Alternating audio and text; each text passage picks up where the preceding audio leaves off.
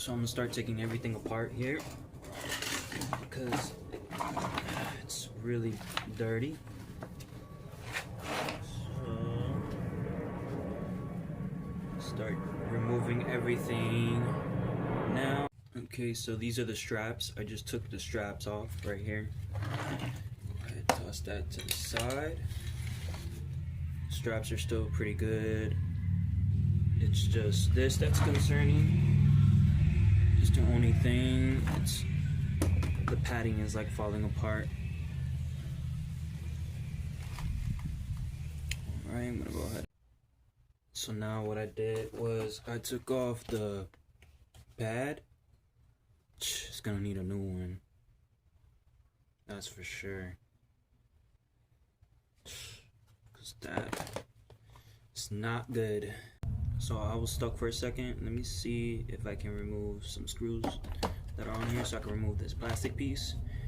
I did find this so I can extend the length of my tool and get in there. See if I can get those screws out right now. Took me a while, but I got it off. I'm gonna go ahead and clean this out. Took the gas out. Yeah, this is bad. Super bad. So yeah, I'm gonna go ahead, take this outside to the front and power wash it.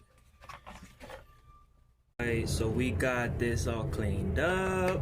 It's all nice and wiped down. You can actually see the logo. It looks really good. And we also got the cover too. The cover's kind of damaged, but cleaned it up. I had to power wash it and wipe it down because it was really bad. My hands are like stained from all the gunk that was on there.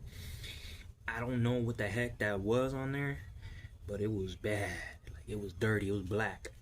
Like, I gotta show the wipey, the rag, because that rag is, whew, it's done for.